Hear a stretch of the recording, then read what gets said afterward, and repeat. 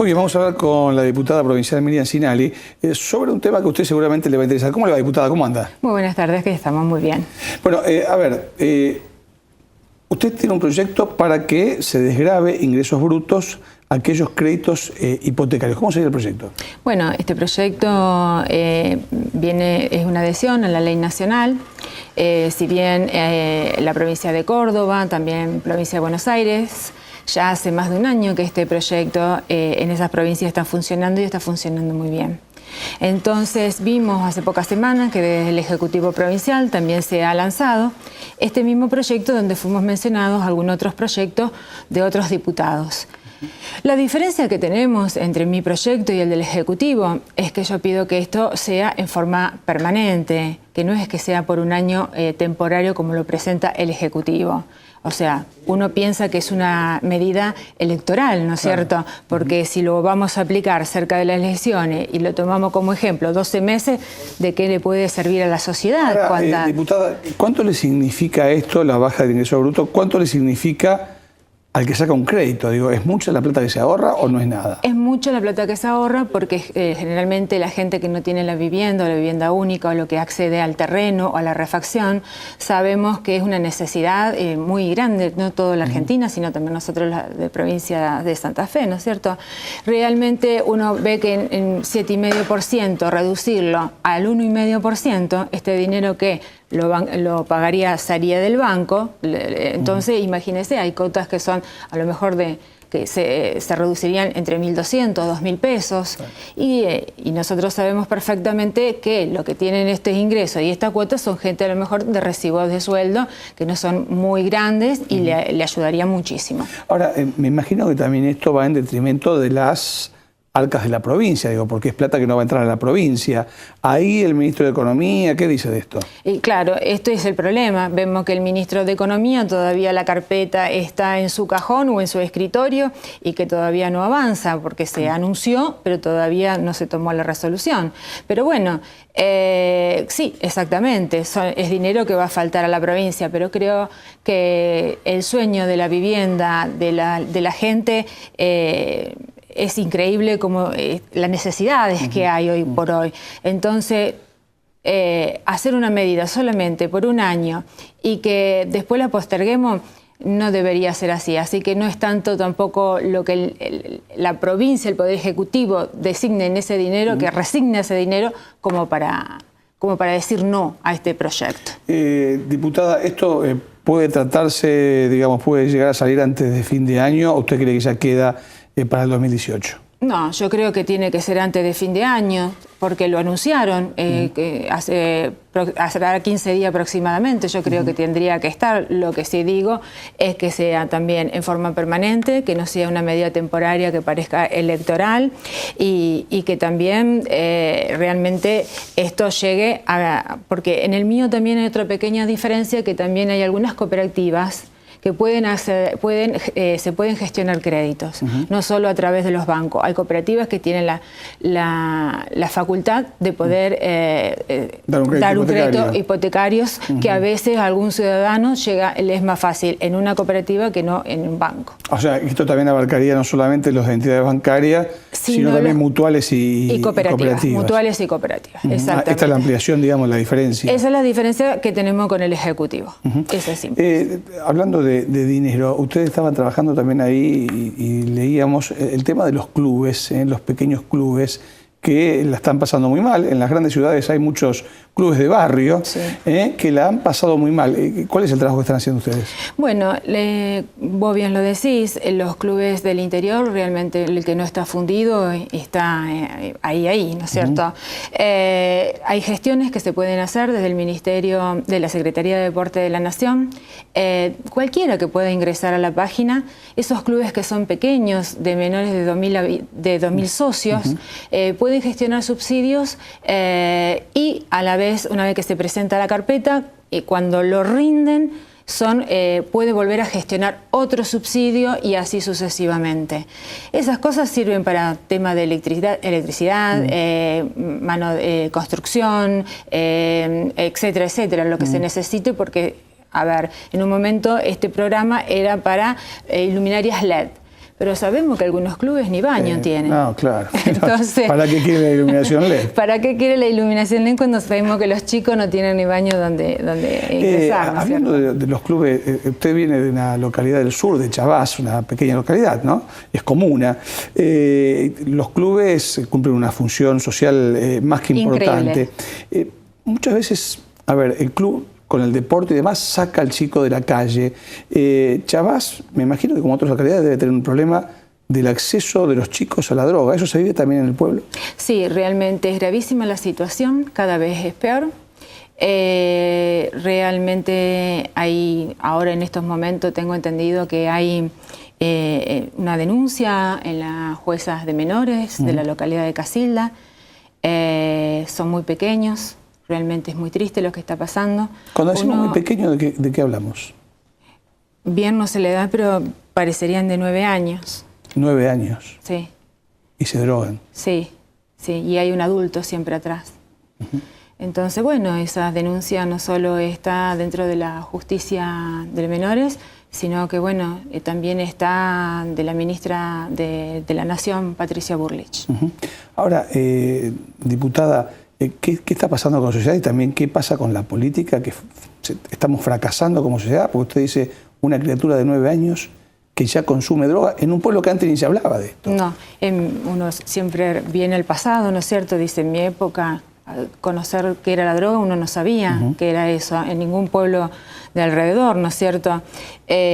Hoy vemos esta situación que lamentablemente, pero es muy triste, nosotros vivíamos en el club. Por eso es la función que uno quiere y sigue trabajando con este tema. Me acuerdo, salías de la escuela, inmediatamente tu segunda casa era el club. Y llegaba a la tardecita a tu casa destruido, te bañabas y comías y te ibas a dormir. Hoy se ve en las pequeñas localidades los chicos por la calle deambulando, con droga, con gomeras, y haciendo daños porque no saben qué hacer, ¿no es cierto? No hay contención. Diputada, bueno, veremos en qué termina esa investigación que usted está diciendo, pero algo muy lamentable. Gracias por haber venido. Gracias, que tenga muy buenas tardes. Bueno, vamos a ir ahora, vamos a cambiar de tema, no tiene que ver con la economía. El ministro Gonzalo Zaglione, el ministro de Economía de la provincia, habla sobre la deuda de Nación con provincia de Santa Fe. Escuche lo que dice.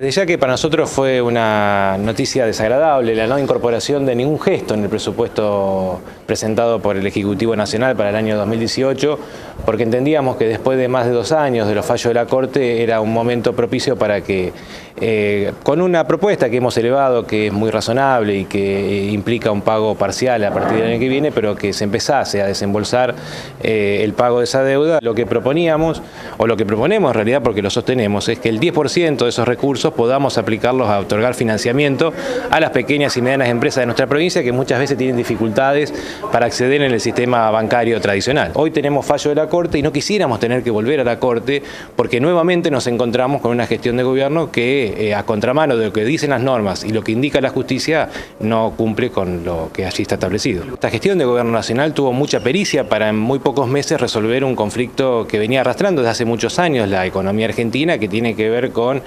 lo que llamamos el conflicto con los holdouts o fondos buitre, ¿no? Entre diciembre del 2015 y marzo del 2016, el equipo de finanzas logró resolver ese conflicto y la Argentina recuperó el crédito internacional.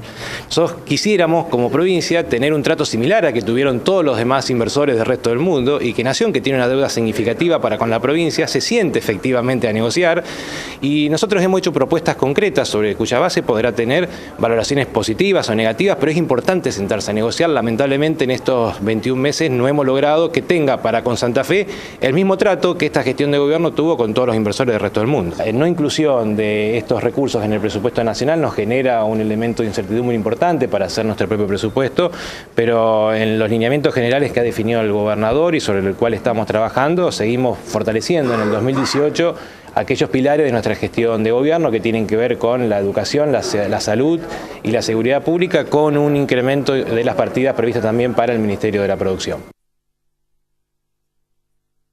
Bueno, estamos con el diputado Jorge Gen, que pertenece al Frente Progresista. ¿Cómo le va, Gen? ¿Cómo anda? ¿Qué tal? ¿Cómo le va, Marcelo? Bueno, acá hay una discusión con esto de la deuda de la Nación hacia la provincia. Lo primero, esta deuda viene del gobierno anterior. Sí, digamos que sí. Es una deuda Es una deuda del Estado nacional con el Estado provincial, una deuda que se discutió judicialmente, por eso cualquier ida a la Corte de vuelta no es ni nada más ni nada menos que ejecutar una sentencia. Yo quiero decirle que lo hablé con el gobernador de la provincia de Santa Fe y le dije que éramos muchos los que teníamos la idea de que había que ejecutar la sentencia. ¿Usted quiere ir a la Corte de nuevo? No, porque no hay otra posibilidad. No hay voluntad política de pagarle a la gestión del gobernador de la provincia de Santa Fe, Miguel Lipchi. Pero, a ver, lo que usted dice es cierto, hay una continuidad del Estado también, ¿no? O sea, más allá de Sí, quien el Estado sea es el el que mismo. gobierne, el Estado es uno, obviamente. Ahora, el otro día cuando estuvo Frigerio aquí en Santa Fe, ¿no habló que en los próximos días podría haber una propuesta para la provincia de Santa Fe? ¿Usted cree que esto Sí, se va a dar? yo le digo lo que va a pasar. Van a anunciar que como propuesta que haya obras que la nación tiene que hacer para que se imputen a cuenta de la deuda a la provincia. Digo, ojalá que eso sea así, ojalá que quieran cumplir.